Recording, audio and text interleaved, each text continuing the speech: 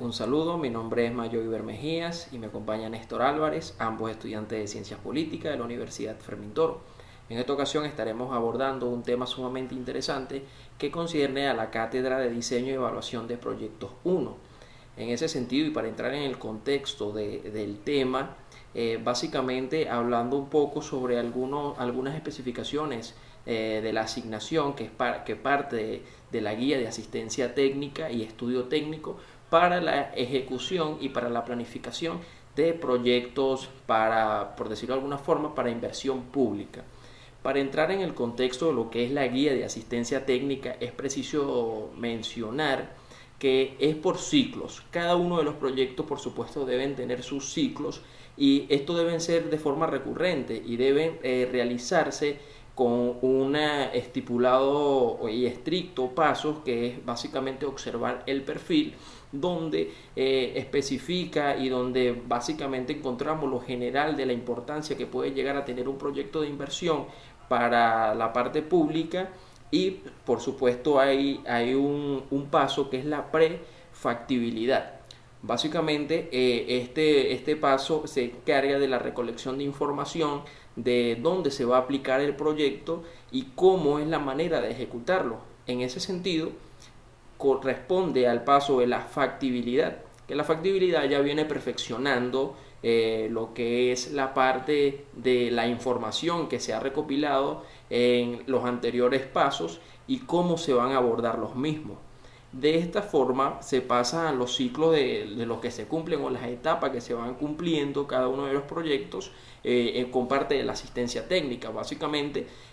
la asistencia técnica establece que hay tres pasos fundamentales dentro de la estructuración de un proyecto, que es y parte del diagnóstico que se debe realizar del problema que se va a investigar y cómo se va a definir y cómo se va a desglosar el mismo, y por supuesto lo que es el proyecto, cómo va a ser ejecutado y qué es lo que va a ser ejecutado. Del diagnóstico se recopilan las diferentes informaciones y por supuesto alternativas para poder llegar al objetivo y a los propósitos que se van o que se a los propósitos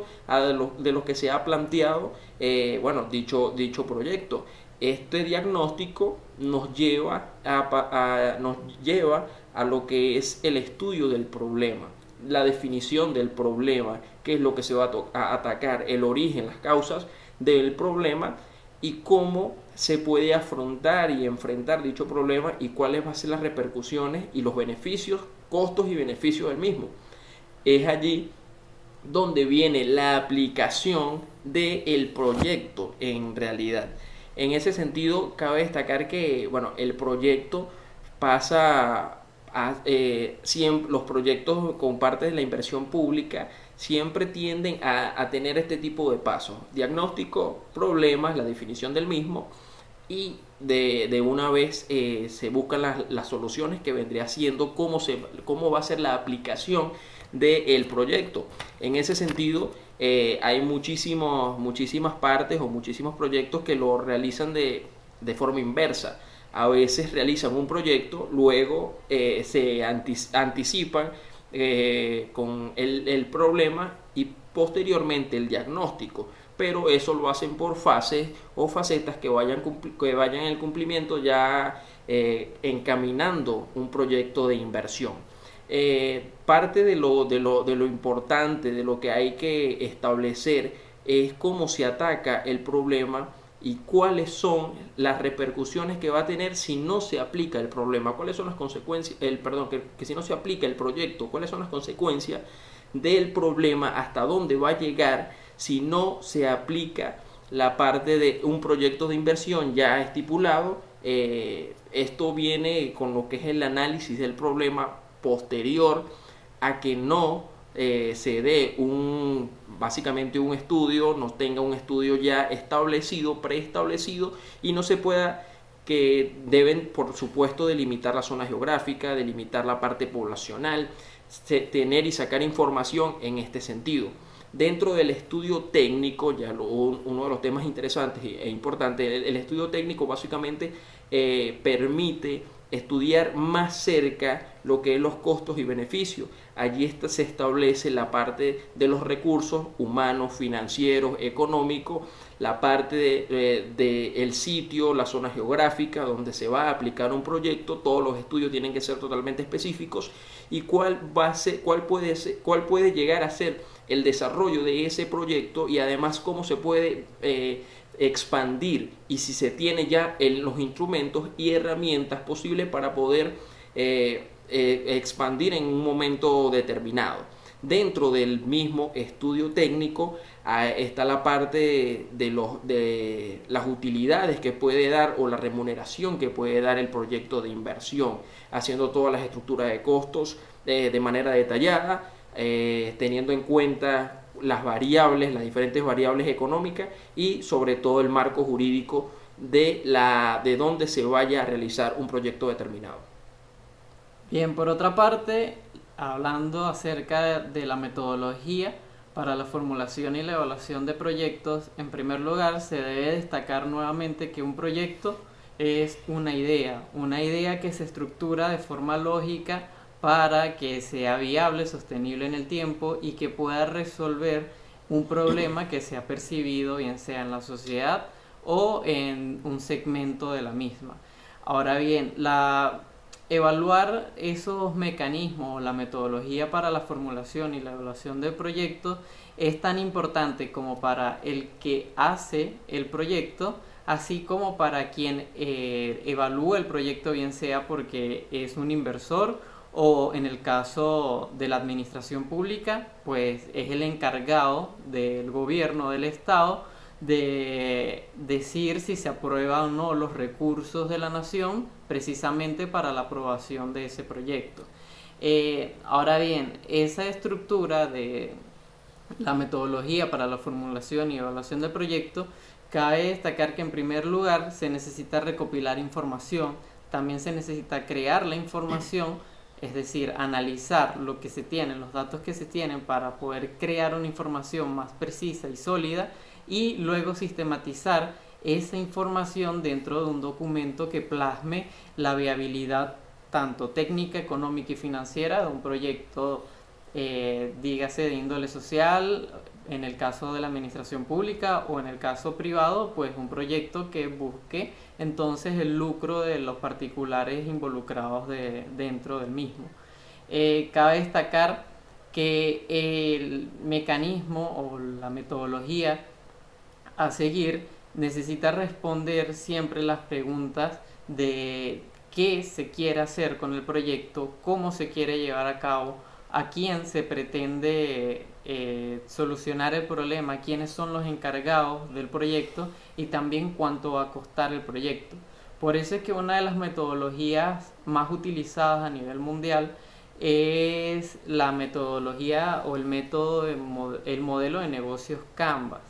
ya que este es una cadena de 9 bloques básicamente, que siguiéndolo de forma estructurada lo que haría sería responder a las preguntas básicas en torno a si un proyecto es viable, factible y es sostenible en el tiempo. Cabe destacar que en muchas ocasiones, cuando se realiza el estudio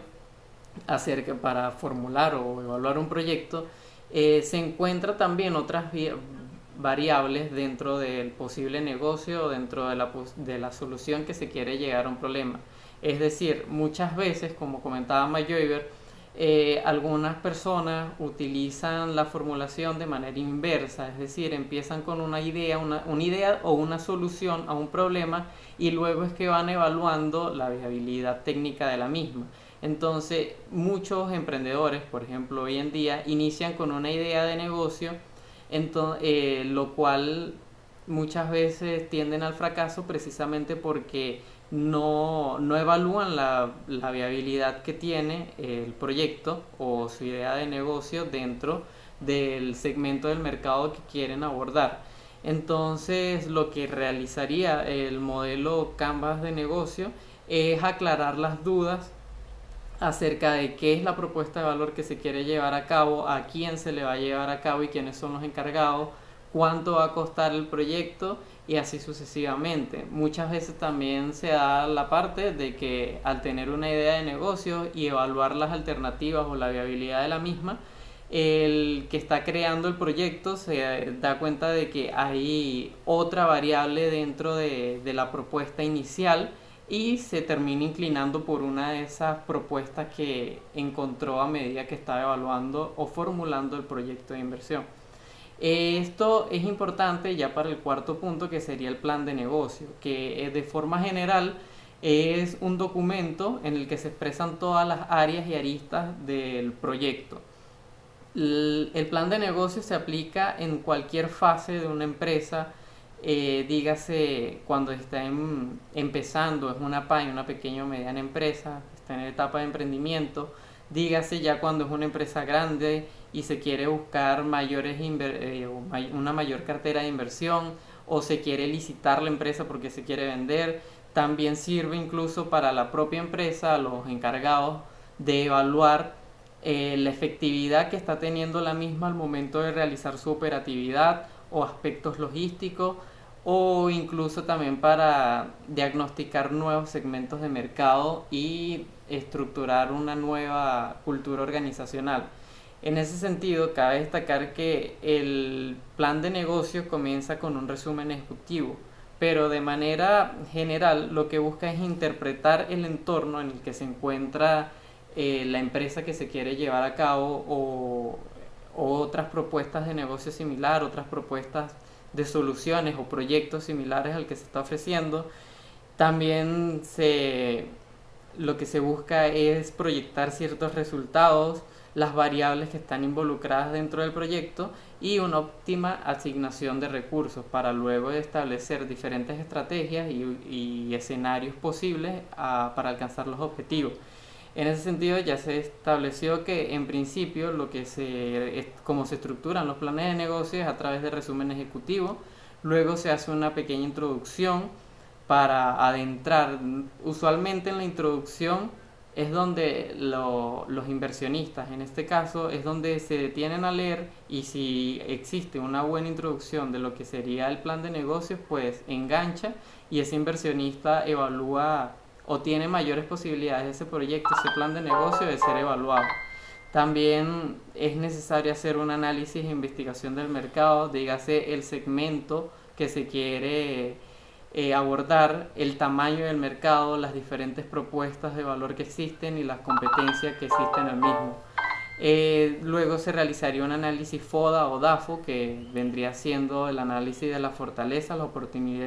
oportunidades, las debilidades y las amenazas, el estudio de la competencia de manera profunda, las estrategias que se pueden implementar, los factores críticos de éxito, el plan de marketing, los recursos humanos, la tecnología de producción, los recursos de inversión, la factibilidad técnica, económica y financiera, el análisis sensitivo, la dirección y gerencia, que sería más que todo definir o presentar a quiénes son los encargados del proyecto, dígase los creadores y otras personas de peso dentro del proyecto, y las conclusiones y anexos que se sacarían de la misma. Usualmente los proyectos se diferencian de la competencia o de otros similares, según Michael Porter, por ser líderes en costes, es decir, su operatividad es más baja y ofrecen productos más bajos a un menor precio. También pueden ser diferentes precisamente por una diferenciación dentro del servicio o del producto, algo más especializado o de mayor calidad, y también pueden ser diferentes los proyectos debido al enfoque que se le da a un nicho concreto del mercado. Esto es todo, muchas gracias.